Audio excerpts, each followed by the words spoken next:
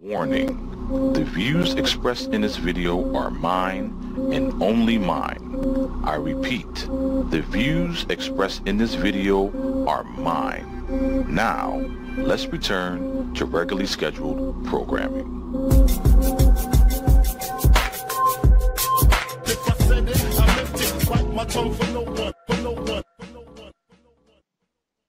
What's going on, everybody?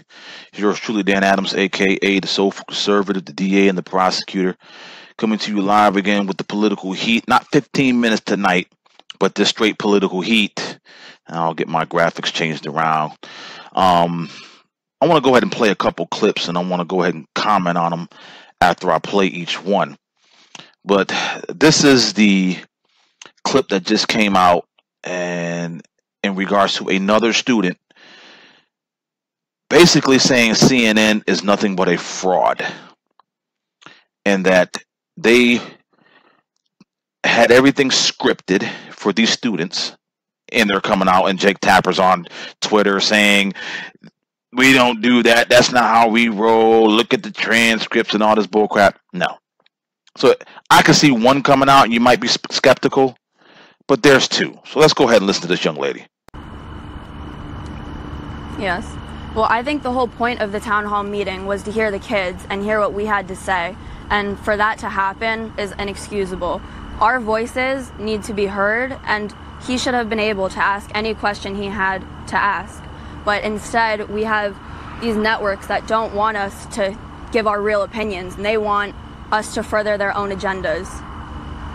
Andrew, it seemed like Laura, most of the students, Andrew, had the same opinion on what to do, namely to ban certain weapons, to trash the NRA, to be really disrespectful to Marco Rubio, and nasty things being said to Dana Lash, who was there.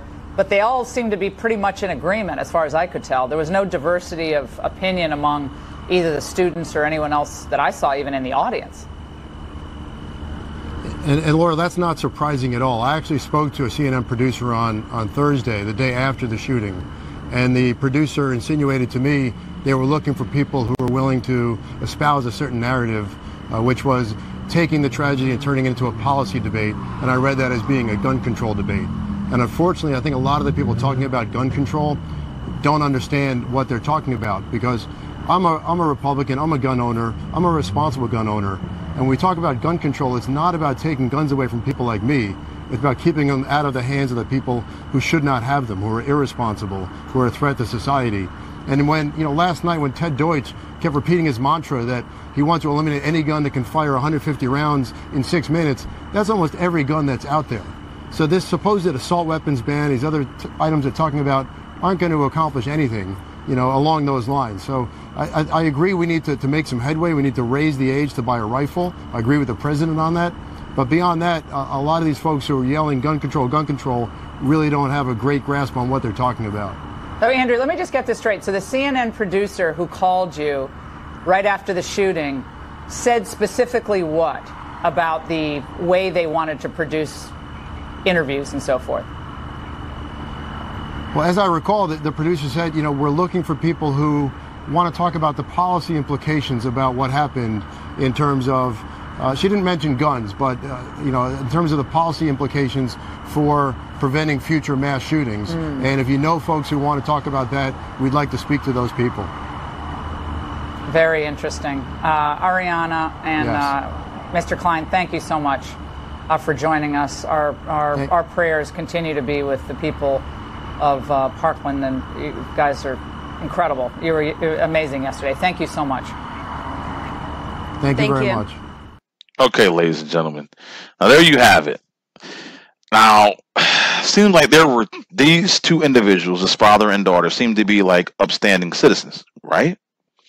Seem to be individuals who wouldn't come on national television and lie, correct? That's what it looked like to me. And I want someone that lives down in Parkland and I guess knows this father and daughter to, dispute me on that fact. But here we go again, ladies and gentlemen. Here we go once again. the leftist, liberal, numbnut, moonbat, lamestream media pushing their gun control narrative by any means necessary. And what I mean by any means necessary, let's use grief-stricken students. That's right, I said it. CNN used grief-stricken students to push their gun control narrative. If that isn't foul, if that isn't beyond, I'm sitting here trying to think of a phrase or a word to describe that. But you're using grief-stricken students as pawns for your gun control agenda and narrative. There's going to be a price to pay. One way or the other, there's going to be a price to pay. I don't know what that price is. I don't know what it's going to ultimately end up being. I don't know if it's going to end up being paid in this lifetime or the next. But this complete and utter assault on guns, the NRA, Dana Lash, and speaking of, that's the second video I want to play you. And the beginning of the video, you'll see the sheriff of Parkland, who, until I found out exactly who he rolls with, I gave that man the benefit of the doubt. I actually gave him support in regards to what he's been doing. But I'm going to go ahead and play the second clip, and I'm going to speak on that one as well. The Broward Sheriff's Office, we received tips, numerous tips on this killer. Some we answered by phone, some were out of state, some we went out there. Our command staff are actually looking into some of these tips to make sure we did everything right. If we made a mistake, I'll act accordingly and deal with it. The person responsible is the agent or the detective or the person who received the tip and didn't exercise their due diligence and took it where they needed to be. All that being said, what I'm asking the lawmakers to give police all over this country is more power. In Florida, we call it a Baker Act. It allows us to take an individual to be against their will, involuntarily, to go to a mental health facility and be treated. What I'm saying is if a police officer that we pay a good salary to keep us safe feels that the totality of circumstances, the computer, the bedroom, the pictures, the photographs, speaking to the friends, if we feel the totality of the circumstances rises to the level where we're concerned this person might be mentally ill, we need the power to take every firearm they have away from them and bring them to a mental health facility. 39 visits did not meet that standard? 39 visits, assaulting students, assaulting parents, taking bullets and knives to school. Did that not meet that standard? Well, which are you speaking about specifically? You seem to know about all 39. Well, I know there's one Florida statute where if he's sending messages threatening, if he's sending messages threatening to kill people, that right there, under Florida state law. Who did he send the message to kill people to? BuzzFeed, AP, Reuters, Yahoo News, all reported that was to other students. Who was the victim? It was sent to other students. Dana, Reuters can't be a victim. The only person who could be a victim is an individual. Sheriff, is what I'm saying. So if an individual was threatened and it was real, that's a crime. But if he's posting things... They were threatened with death. They were threatened that they were going to bleed. They were threatened that they were going to be killed. Well, what's your specific case? And he had already taken bullets and knives to school. He had already assaulted people. He assaulted his parent. He assaulted other students. 39 visits. And this was known to the intelligence and law enforcement community. Now, I'm not saying that you can be everywhere at once, but this is what I'm talking about. We have to follow up on these red flags. You're not the litmus test. Doesn't that meet the standard? You're absolutely not the litmus test for how law enforcement should follow up. You're wrong. There weren't 39 visits. Some of them, they were GOA. Some of them called from other states. To say there were 39 visits, I don't know where you got those facts, but you're completely wrong. Did they report it inaccurately? They reported it inaccurately, but if you're going to stand up in front of a national audience, you shouldn't rely on a media. This is what I'm asking. It's incorrect. Okay, ladies and gentlemen, there you have it. Okay, I have to applaud Dana Lash for even attempting to make a point at this town hall, because we all know this was a gun control agenda-driven town hall. Once again, grief-stricken students, parents, loved ones, citizens of that town, emotions are high. How are we going to have a common sense conversation, an even keel parallel conversation, I guess, having your wherewithal about you to the point where you cannot allow grief, anger, misguided anger control your thinking? And this is where we're at. This is what this town hall was, besides CNN's obvious gun control agenda.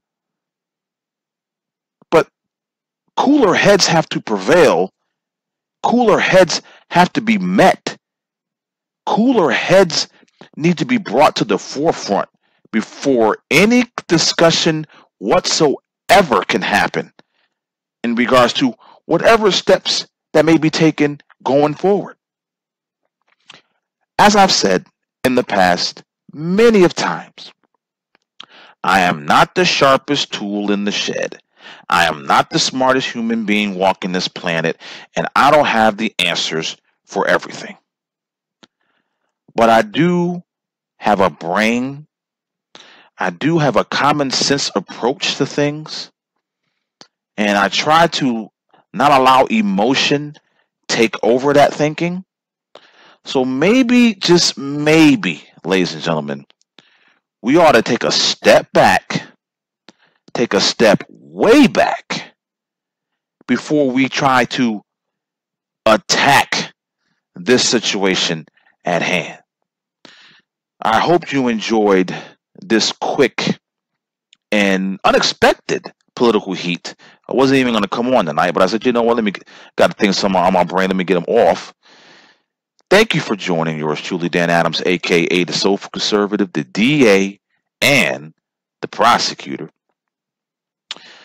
May God continue to bless you and yours, and I'm trying to find my outro music. Where is it? I'm getting upset. Where is it? I just had it earlier. Where is it? Well, you know what? Let me do this. Let me find something that I usually don't play, and let me ride out on that.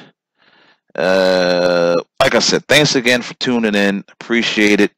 And may God continue to bless you and yours. May He keep you and your family safe. Until next time, peace.